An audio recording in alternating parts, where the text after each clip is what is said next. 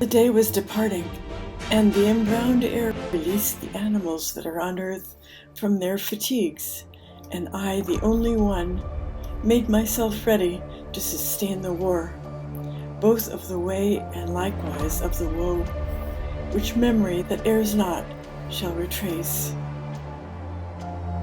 O Muses, O high genius, now assist me. O memory that dost write down what I saw, here thy nobility shall be manifest. And I began, Poet who guidest me, regard my manhood, if it be sufficient, ere to the arduous pass thou dost confide me. Thou sayest, that of Sylvius the parent, while yet corruptible, unto the world immortal went, and was there bodily. But if the adversary of all evil was courteous, thinking of the high effect that issue would from him, and who, and what, to men of intellect unmeet it seems not, for he was of great Rome, and of her empire in the imperial heaven, as father chosen, the which and what, wishing to speak the truth, were established as the holy place, wherein sits the successor of the greatest Peter. Upon this journey, whence thou givest him vaunt, things did he hear, which the occasion were both of his victory and the papal mantle. Thither went afterwards the chosen vessel, to bring back comfort thence unto that faith, which of salvation's way is the beginning. But I, why thither come, or who concedes it? I not Aeneas am, I am not Paul, nor I, nor others, think me worthy of it. Therefore, if I resign myself to come, I fear the coming may be ill-advised. Thou art wise, and knowest better than I speak. And as he is who unwills what he willed, and by new thoughts doth his intentions change, so that from his design he quite withdraws. Such I became upon that dark hillside, because in thinking I consumed the emprise, which was so very prompt in the beginning. If I have well thy language understood, replied that shade of the magnanimous, thy soul attainted is with cowardice, which many times a man encumbered so, it turns him back from honored enterprise, as false sight doth the beast when he is shy. That thou mayst free thee from his apprehension, I'll tell thee why I came, and what I heard at the first moment when I grieved for thee. Among those was I who are in suspense, and a fair saintly lady called to me in such wise, I besought her to command me.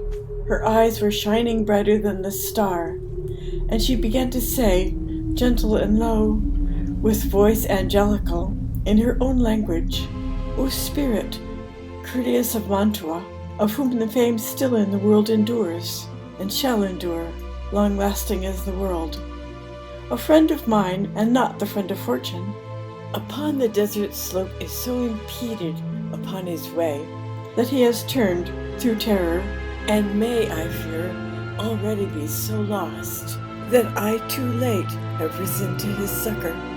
From that which I have heard of him in heaven, bestir thee now, and with thy speech ornate, and with what needful is for his release, assist him so, that I may be consoled. Beatrice am I, who do bid thee go. I come from there where I would fain return.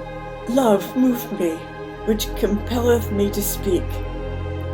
When I shall be in the presence of my Lord, full often will I praise thee unto him. Then paused she, and thereafter I began. O Lady of Virtue, thou alone, through whom the human race exceedeth all contained within the heaven that has the lesser circles. So grateful unto me is thy commandment, to obey if 'twere already done, were late, no further needest thou ope to me thy wish. But the cause, tell me why thou dost not shun the here descending down into the center, from the vast place thou burnest to return to.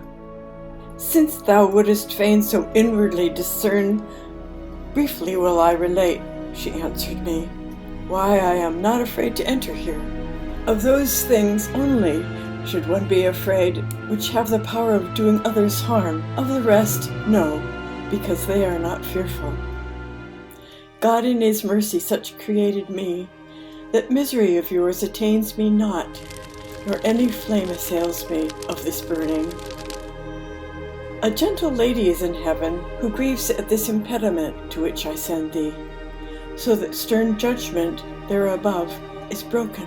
In her entreaty she besought Lucia, and said, Thy faithful one now stands in need of thee, and unto thee I recommend him. Lucia, foe of all that cruel is, hastened away, and came unto this place where I was sitting with the ancient Rachel. Beatrice, she said, the true praise of God, why succourest thou not him who loved thee so? For thee he has issued forth from the vulgar herd. Dost thou not hear the pity of his plaint? Dost thou not see the death that combats him beside that flood where the ocean has no vaunt? Never were persons in this world so swift to work their weal and to escape their woe, as I, after such words as these were uttered, came hither downward from my blessed seat, confiding in thy dignified discourse, which honors thee and those who've listened to it. After she thus had spoken unto me, weeping, her shining eyes she turned away, whereby she made me swifter in my coming. And unto thee I came, as she desired. I have delivered thee from that wild beast, which barred thee the beautiful mountain's short ascent. What is it then? Why dost thou delay? Why is such baseness bedded in thy heart? Daring and hardihood, why hast thou not? Seeing that 3 these ladies Aeneid are caring for thee in the court of heaven, and so much good my speech does promise thee.